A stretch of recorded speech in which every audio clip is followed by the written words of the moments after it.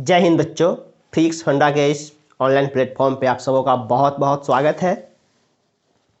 आज हम लोग काइनेमेटिक्स में ग्राफ का कन्वर्जन सीखने वाले हैं। ये एक ऐसा जगह है जहाँ पर अगर जेईई में या फिर नीट में क्वेश्चन पूछता है तो बच्चे उसको कैलकुलस से, डिफरेंशिएशन से, इंटीग्रेशन से कोरिलेट करने की कोशिश तो करते हैं बट कर नहीं पाते हैं क्योंकि कंसेप्ट अधूरा रखते हैं। तो आज ये एक बहुत छोटा वीडियो होगा, 10-12 मिनट का वीडियो होगा। इस वीडियो में हम लोग ग्राफ के कन्वर्जन का A to Z ज्ञान बटोरेंगे। फास्ट वीडियो को वॉच करेंगे, अच्छा लगेगा, अपने यार दोस्त को शेयर करेंगे, सब्सक्राइब कर लेंगे। देखिए क्या है कंसेप्ट, आपको पता है पिछले क्लास में हमने इसका पार्ट 1 करा है।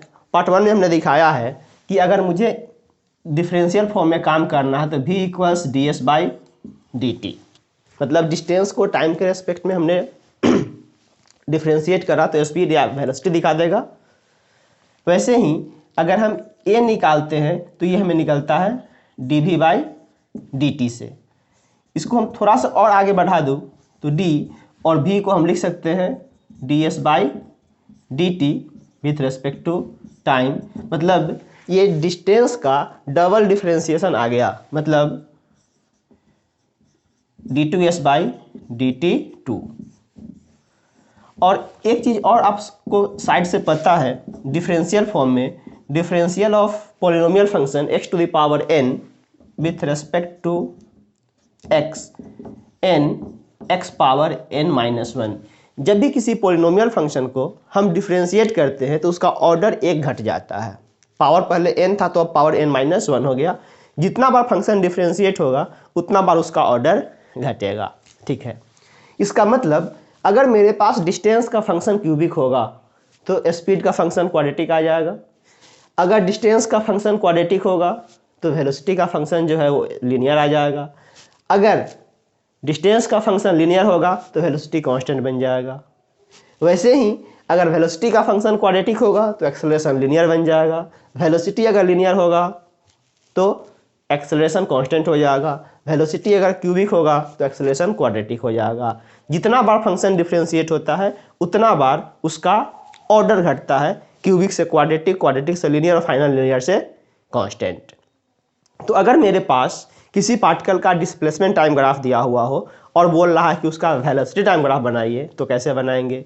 AT ग्राफ बनाइए, कैसे बनाएंगे? ध्यान देंगे, डायरेक्टली हम ST से AT पर और डायरेक्टली AT से ST पे नहीं उतर सकते हैं। मुझे ST से VT बनना पड़ेगा, फिर VT से AT जाएंगे, AT से VT बनेगा, फिर VT से ST बनेगा। हाँ, अगर उतना अंडरस्टैंडिंग है देन डायरेक्टली आप ST से AT और AT से ST पे उतर सकते हो, बट उतना टिस्मार्खंड बनने का भी जरूरत नहीं है। हम लोग समझेंगे स्टेप बाय स्टेप। मान लो कि मेरे पास कोई भी एक पार्टिकल है जिसका पोजीशन टाइम ग्राफ पैराबोलिक है। पोजीशन टाइम ग्राफ पैराबोलिक है मतलब क्वाड्रेटिक बन जाएगा।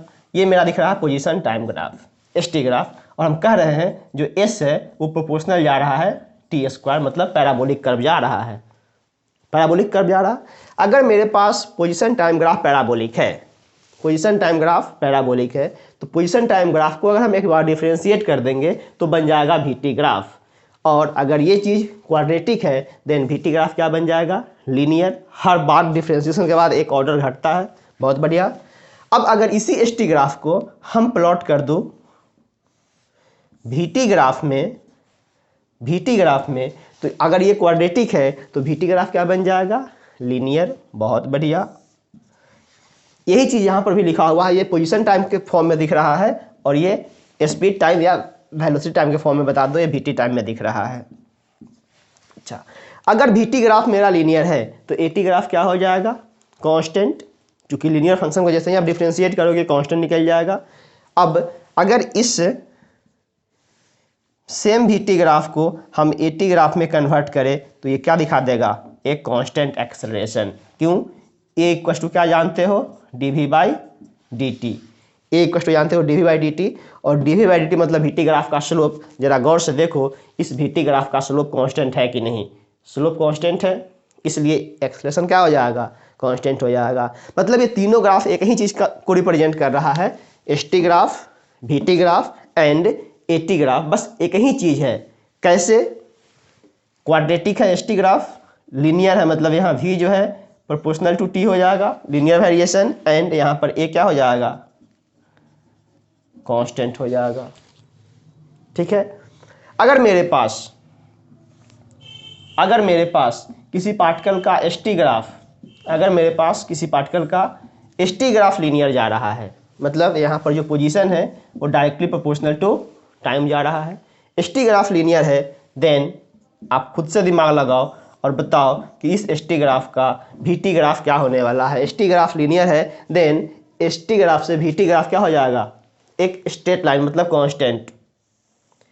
ऐसे भी आप देख सकते हो, यहाँ पर v का वैल्यू कांस्टेंट क्यों हो गया, क्योंकि एसटी ग्राफ का स्लोप क्या दिखाता है, स्पीड या वेलोसिटी। एसटी ग्राफ का जो स्लोप है थीटा के हिसाब से tan थीटा, ये कांस्टेंट है कि वेरिएबल, कांस्टेंट स्लोप दिखा रहा है, इस कारण से वेलोसिटी क्या हो जाएगा, कांस्टेंट। और अगर वेलोसिटी हो गया कांस्टेंट तो इस केस में एक्सेलरेशन क्या हो जाएगा, जीरो। कांस्टेंट वेलोसिटी पर कोई एक्सेलरेशन मिलता है क्या, एक्सेलरेशन मिल जाएगा जीरो। आई होप आप ग्राफ का कन्वर्जन समझ रहे हो। आपके पास अगर ये डिफरेंशियल और इंटीग्रल फॉर्म के रिजल्ट आपके पास है और थोड़ा सा बुद्धि है, क्योंकि बिना बुद्धि का जेईई और नीट आप कर भी नहीं सकते हो, तो आप आराम से कन्वर्जन कर सकते हो, और ऐसे कन्वर्जन बेसिस क्वेश्चन आपको जेईई नीट में मिलता है। हम एक बहुत छोटा सा क्वेश्चन आपको दिखा देते हैं, आप खुद ब खुद समझ जाओगे। अच्छा, अब मान लो अगर मेरे पास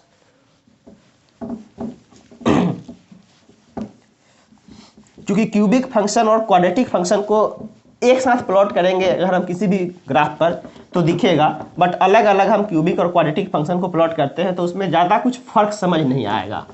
मान लो मेरे पास अगर मेरे पास distance time graph S T graph अगर क्यूबिक जा रहा है, एसटी ग्राफ अगर क्यूबिक जा रहा है, हम यहाँ लिख रहे हैं s proportional to t cube.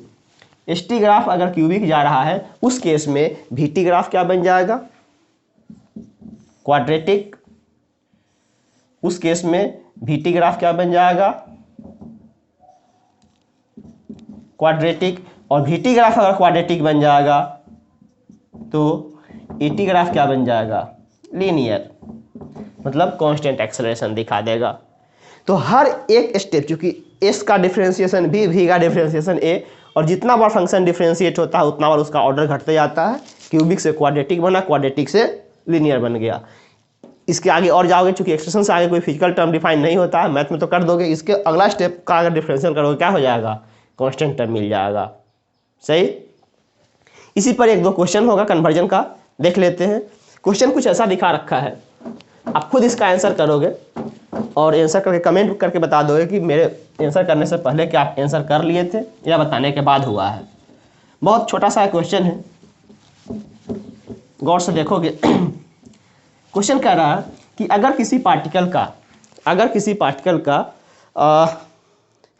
Eighty graph, acceleration time graph कुछ प्लॉट किया हुआ है, उसका करॉस्पॉन्डिंग आप वीटी ग्राफ बना के दो। एटी ग्राफ वो दिया हुआ है, आपको उसका वीटी ग्राफ बनाना है, और एटी ग्राफ उसका कुछ ऐसा बना के दिया हुआ है। ये टाइम एक्सिस, एक्सेलरेशन एक्सिस, ये है इसका एटी ग्राफ। शुरू में कुछ कांस्टेंट एक्सेलरेशन है पॉजिटिव में, उसके बाद कांस्टेंट एक्सेलरेशन हो गया नेगेटिव में। यहाँ पर कुछ टाइम का इंटरवल दिया हुआ है, t1, t2, 0। अब बताओ इस एटी ग्राफ का करॉस्पॉन्डिंग कन्वर्ट करना है आपको वीटी ग्राफ। बहुत होशियारी से बनाओगे। इस एटी ग्राफ को मुझे कन्वर्ट करना है वीटी ग्राफ में। शुरू में देखो मेरे पास एक्सेलरेशन क्या है, constant and positive, constant and positive. मेरे पास ए इक्वल्स क्या होता है, dv by d t, a equals dv by d t. इसका मतलब एक्सेलरेशन कांस्टेंट है, मीन्स वीटी ग्राफ का स्लोप क्या होगा, कांस्टेंट होगा। एक्सेलरेशन पॉजिटिव है तो स्लोप 90 से कम होगा, क्योंकि tan 90 से कम एंगल पर ही पॉजिटिव दिखाता है। मतलब एक चीज़ तो क्लियर है कि ये t1 समय तक जो टाइम अपने को दिख रहा था उस समय तक ये क्या होगा, किसी एंगल अल्फा के हिसाब से कांस्टेंट एक्सेलरेशन दिखा रहा होगा, दिखाया। उसके बाद क्या किया, रैंडमली एक्सेलरेशन हो गया नेगेटिव, सडनली एक्सेलरेशन क्या हो गया, नेगेटिव, बट कांस्टेंट।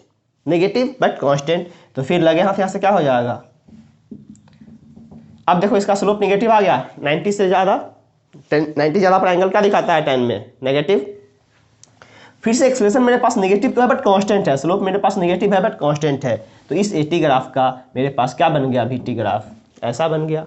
कहीं से कोई दिक्कत, मुझे नहीं लगता होगा कोई दिक्कत, क्या समझ पा रहे हो, देखो चलो एक और देख लो छोटा सा कन्वर्जन। अगर मेरे पास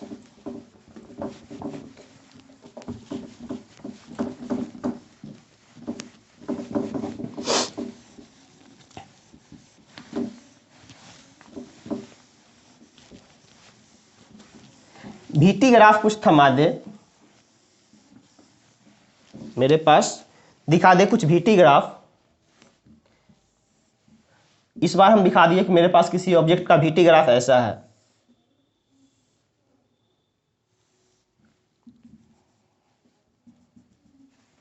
वीटी ग्राफ, इस वीटी ग्राफ का आपको कन्वर्ट करना है एसटी ग्राफ, वीटी ग्राफ से बनाना है आपको एसटी ग्राफ। बहुत बढ़िया, चेक कर लो जरा बना करके, हमें पता है कि बहुत सारे जो बच्चे बनाएंगे गलत बनाएंगे। पहले बताओ कि भी क्या है, यहाँ पर लगातार इंक्रीज कर रहा है, देखो भी लगातार इंक्रीज कर रहा है, किया भी जब इंक्रीज किया तो हमें पता है भी इक्वल टू क्या होता है, D s by d T. भी लगातार बढ़ रहा है मतलब एस टी ग्राफ का स्लोप क्या होगा, लगातार बढ़ेगा, एस टी ग्राफ का स्लोप लगातार पहले बढ़ेगा, बढ़ा दिए, बहुत बढ़िया। उसके बाद वेलोसिटी क्या हो गया, कांस्टेंट, वेलोसिटी हो गया कांस्टेंट, मतलब एस टी ग्राफ का स्लोप हो जाएगा कांस्टेंट, हो गया कांस्टेंट। उसके बाद क्या है, वेलोसिटी तो है पॉजिटिव में, अभी पॉजिटिव वेलोसिटी ही है, लेकिन स्लोप क्या है, वीटी ग्राफ का स्लोप नेगेटिव जा रहा है, वीटी ग्राफ का स्लोप मतलब लगातार वेलोसिटी घट रहा है, वेलोसिटी घट रहा है, इसका मतलब एस टी ग्राफ का स्लोप क्या होगा, समय के साथ घटेगा।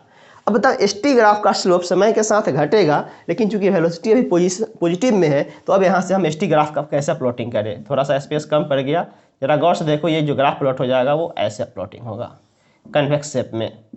क्यों, क्योंकि आप इस पे प्लॉटिंग करके देखो, टेंजेंट ड्रॉ करके लगातार क्या हो रहा है, स्लोप घट रहा है। तो याद रखेंगे इस टाइप के वीटी ग्राफ का जो मेरा क्रॉसपोंडिंग एस टी ग्राफ होगा, पहले ऐसे इंक्रीजिंग कनकेव शेप में, कांस्टेंट लाइन लीनियर, उसके बाद इस फॉर्मेट में ये ग्राफ आगे होल्ड होगा। एक और देखो छोटा सा ग्राफ, अगर मेरे पास वीटी ग्राफ कुछ ऐसा दिया हुआ है, इस तरीके का बना दिया वीटी ग्राफ, थोड़ा सा कचरा हो रहा है इसको हटा देते हैं। अगर मेरे पास वीटी ग्राफ कुछ इस शेप में दिया हुआ है, देन इसका एस टी ग्राफ कैसा बनेगा,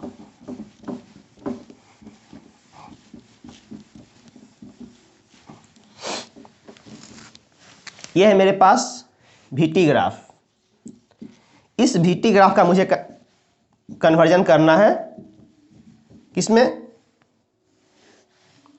एस टी ग्राफ में। चलो कन्वर्ट करो,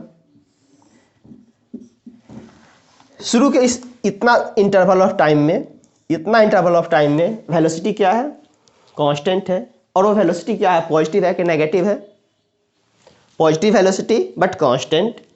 हमें वेलोसिटी कांस्टेंट चाहिए, इसका मतलब एस टी ग्राफ का स्लोप कांस्टेंट चाहिए, और एस टी ग्राफ का स्लोप कांस्टेंट चाहिए, मतलब ये लाइन कैसे बन के जाएगा, कोई कांस्टेंट स्लोप बन के चला गया। उसके बाद इतना दूर देखो, ये ओरिजिन लाइन को क्रॉस कर रहा है, मतलब वेलोसिटी जीरो है, वेलोसिटी जीरो है मतलब एस टी ग्राफ का स्लोप जीरो होगा, और स्लोप जीरो होने का मतलब लाइन क्या हो जाएगा, कांस्टेंट, लाइन हो गया कांस्टेंट। उसके बाद वापस से वेलोसिटी नेगेटिव है बट कांस्टेंट है, नेगेटिव है बट कांस्टेंट है, स्लोप क्या हो जाएगा, नेगेटिव स्लोप हो गया बट कांस्टेंट स्लोप है। तो इस तरीके से आप बहुत ही आसानी से v equals to d s by d t and a equals d v by d t के माध्यम से कन्वर्जन कर सकते हो ग्राफ का। जितने भी ग्राफ के क्वेश्चंस मिले लगा डालो, जो डाउट होता है बेझिझक पूछ लो। फिर मिलते हैं नेक्स्ट क्लास में, तब तक के लिए जय हिंद, बाय। पढ़ते रहो, मस्त रहो, व्यस्त रहो, और अगर हाँ वीडियो अच्छा लगे तो अपने सारे ग्रुप में सेंड करो ताकि सब के सब इसका लाभ उठा सके। बाय।